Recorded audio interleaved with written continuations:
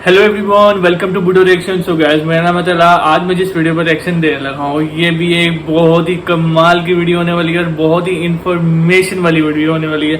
सो इसका जो टाइटल है the Bodo history Bodoland. So guys, मेरा टाइम वेस्ट किया, वीडियो करते हैं start. So guys, okay let's start. Boro आदिवासी ने बनाया पहली बार हाई बजट की मूवी और इस मूवी को नाम रखा गया है जनकृथाइनी थईसम, यानी ब्लड ऑफ बोडो हिस्ट्री। हम इस मूवी को अलग अलग नाम से कह सकते हैं, जैसे कि history of Bodos, blood of Bodos, Bodo history, Bodoland history, history of Bodo tribes वगैरह। इस मूवी में बोरो लोगों की दर्दनाक इतिहास को दिखाया गया है। उस समय दूसरी लोग बोरो लोगों को कितना दुख पहुंचाया इस जनकृथाइनी थईसम मूवी में दिखाया गया है। एक दिन की बात है, उस समय बोरो आदिवासी बहुत ही नीचे गिर चुकी थी। बोरो लोगों को ज्ञान की बहुत ही कमी थी। वो लोग नहीं जानते थे कि जहाँ एकता है वहाँ हमेशा जीत होती है। एकता में बल है, ये बात उन लोगों को ध्यान नहीं थे। बोरो लोगों में बुरी आदत लग चुकी थी। मदिरा पान करके नशा में रहना, हर दिन जुआ खेल खेल के आनंद लेना, ये सभी आदत में उनको लीन हो गए थे। ऐसा ही वो लोग समय बर्बाद करते जा रहे थे। इन सभी आदतें के कारण दूसरी लोगों ने बोरो लोगों को अपना गुलाम बनाना शुरू किया। समय रहते ये बात कुछ बोरो लोगों के दिमाग में घुसा। उन लोगों ने बोरो लोगों को स्कूल कॉलेज में जाके ज्ञान प्राप्त करने को कहते हैं, लेकिन बोरो आदिवासी के गांव में स्कूल कॉलेज नहीं थे, इसलिए कुछ बोरो स्टूडेंट्स दूसरे लोगों के विद्यालय में गई। लेकिन उस समय के टीचर्स ने उन सबको विद्यालय के बाहर भागा दिया, ये बोल के कि तुम लोग घोंघा केकड़ा खाने वाले लोग हैं और इनसे हमारे कक्षा को गंदगी और बदबूदार होती है। बोरो लोगों के ज्ञान की बात शुरू होते ही खत्म हो गई। फिर भी एक दिन कुछ बोरो छात्र हार न मानकर विद्यालय में गई, लेकिन बोरो छात्र वहां दोबारा जाकर बहुत बड़ा गलती कर दी। वहां का दूसरे लोगों ने कुछ स्टूडेंट्स को बुरी तरह से पिटाई की और कुछ सुंदर बोरो लड़कियों को रेप करके मार दिया गया। दूसरी ओर कुछ अन्य लोगों ने भी बोरो लोगों का इतिहास चुराने में दिमाग लगा रहे थे। वो लोग बोरो लोगों के कुछ संस्कृति, पारंपरिक इतिहास इत्यादि को अपनी इतिहास की ओर खींचा ले जा रहा था। धीरे धीरे बोरो लोगों के भविष्य का इतिहास गायब होते जा रहे थे। ये सब होने के बावजूद भी कुछ बोरो लोगों ने अपना पारंपरिक संस्कृति को छोड़कर दूसरे लोगों का संस्कृति को अपना लिया। कुछ बोरो स्टूडेंट्स लोग अपना पारंपरिक संस्कृति, भाषा इत्यादि सब कुछ छोड़कर दूसरी लोगों का सब कुछ अपनाकर स्कूल कॉलेज में गया करते थे। वो लोग अपनी बोरो जाति का कपड़े पहनने और बोरो भाषा बोलने से ही इनकार करना पड़ा। बोरो के कुछ बड़े एजुकेटेड लोग भी अपने जाति से ही नफरत करने लगे थे। वो लोग खुद बोरो होकर बोरो लोगों को ही सहारा नहीं दे रहे थे। ये सब घटना कुछ बोरो लोगों से देखा नहीं जा रहा था। कुछ बोरो आदिवासी के शरीर में गर्म खून दौड़ने लगे थे। इसके बाद जिन बोरो आदिवासी के मन में गर्म रक्त उबल रहे थे, वो सभी मिलकर एक हथियार धारण करने वाला ग्रुप बनाए गए। ग्रुप को अलग अलग टीम में डिवाइड किया गया ताकि हर बोरो गांव में फैल सके और उनकी रक्षा कर सके। इसी तरह से जन्मा पहली बार बोरो जनजाति में बोडोलैंड आर्मी ग्रुप। इसके बाद जिन्होंने बोरो जन्मभूमि की हिस्ट्री चुराने की औकात की और जिन्होंने बोरो माँ को आंसू बहाया था, उन सबको बंदूक की गोली से उड़ा दिए गए, क्योंकि वो लोग बिना हथियार समझाने में समझ नहीं रहे थे। जब बोडोलैंड आर्मी अपनी ड्यूटी ईमानदारी से निभा रहे थे, तब बोडोलैंड में थोड़ी सी शांति थी। कहीं से भी दुश्मन का कोई हलचल नहीं था। दिन ऐसे ही बीत रही थी, परंतु बोरो ट्राइब का ही कुछ ज्ञानी पढ़े लिखे बड़े एजुकेटेड लोगों ने ही अंदर से बोरो धरती माँ की खून चूस रहे थे। जब इस बात बोडोलैंड सशस्त्र बल को पता चली तो वहाँ जाकर समझाया गया। न मानने पर गोली से ठोक डाली। ये खून है बोरो इंसान की। अगर एक बार किसी ने उसे उबलने पर मजबूर कर दी तो वो जीने और मरने में कुछ फर्क नहीं दिखता। ये सभी कार्य बोरो सेना को सहना नहीं जाता, लेकिन बोडोलैंड आर्मी की ये सभी आदत पुलिस की नज़र में गलत थी।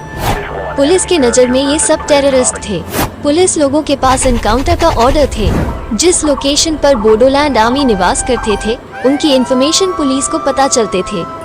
जब पुलिस बोरो गांव में आकर बोरो आतंकवादी की तलाश करने के लिए आते थे और जब पुलिस और बोरो आतंकवादी दोनों के बीच आमने सामने होते थे तो बहुत बड़ा युद्ध चलते थे। इस युद्ध में बोडोलैंड आर्मी टीम को कंट्रोल करना बहुत ही बड़े बात थे, क्योंकि वो लोग हार मानने के करीब भी नहीं थे। वो लोग हार मानने वालों में से नहीं था। बोडोलैंड आर्मी वालों को वचन दे दिया होता है कि हमारे जीवन जिंदगी समाप्त हो जाए, परंतु हमारी प्यारी बोरो धरती माँ को शत्रु से बचाना हमारे कर्तव्य है। उनको वादा दे दिया होता है कि हम मर जाएंगे फिर भी हम आगे बढ़ते ही रहेंगे। कभी भी हम बोरो माताओं के आंखें में आंसू बहाने नहीं दे सकता। इन बोरो उग्रवादी की इतनी साहस और हिम्मत को देखकर पुलिस टीम को इंडियन आर्मी को भी युद्ध में साथ लेकर आना पड़ते थे। इस बोडोलैंड आर्मी और इंडियन आर्मी के बीच हुई लड़ाई में अनेकों बोरो गांववासियों का भी जान चली गई थी, क्योंकि उस समय का पुलिस और भारतीय फौजी लोग चलती हुई लड़ाई में बोडो एक्सट्रीमिस्ट के साथ जिनको देखते हैं उनके ऊपर गोली चलाई करते थे। बोडो आर्मी समझ गए थे और अपनी गलती स्वीकार कर लिया था कि हमारे साथ बोरो लोगों संकट में पड़ गए। इसके बाद वो लोग जंगल में रहना शुरू किया। यदि कोई भी उनके साथ युद्ध हो और बोरो गांव वालों को नुकसान न हो, वो लोग जंगल में ही रहकर बोरो लोगों को और बोरो के इतिहास को रक्षा किया।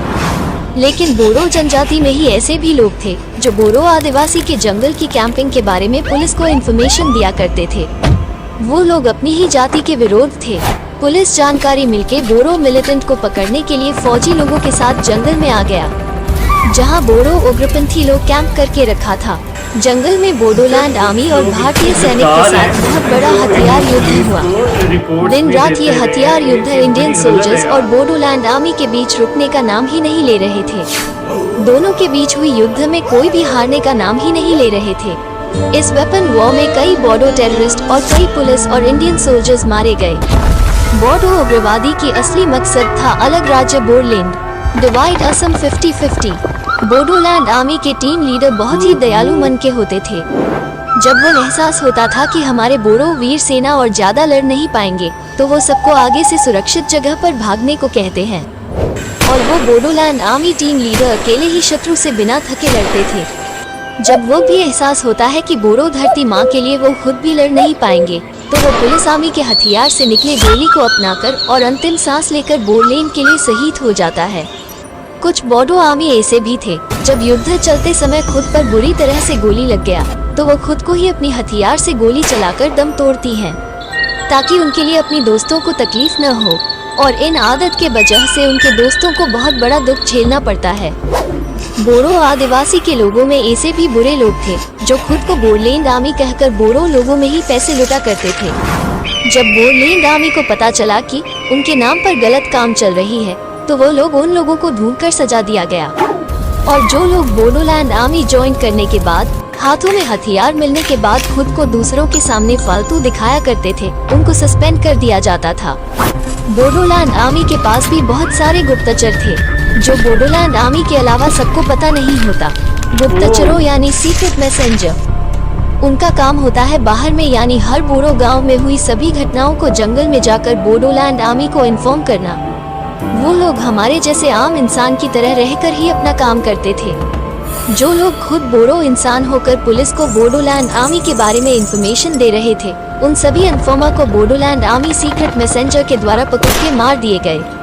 बोडोलैंड के लिए सिर्फ बोरो लड़का लोग ही नहीं, बल्कि अनेकों बोरो लड़कियों ने भी अपनी so guys video is over. Video थोड़ा सा लॉन्ग हो गया था, बीच में ये स्टॉप हो गया। सो गाइज आप सब लोगों ने मुझे लाजमी बताना कि वीडियो आप सब लोगों को कैसा लगा। सो गाइज चाहे वो लाजमी सब्सक्राइब करना और ये लाजमी आप सब लोगों ने मुझे इसकी हिस्ट्री लाजमी कमेंट में बतानी है। सो चाहे वो कहते सब्सक्राइब, वीडियो के लिए लाइक। सो नेक्स्ट वीडियो लगा होती है, तब तक के लिए गुड बाय।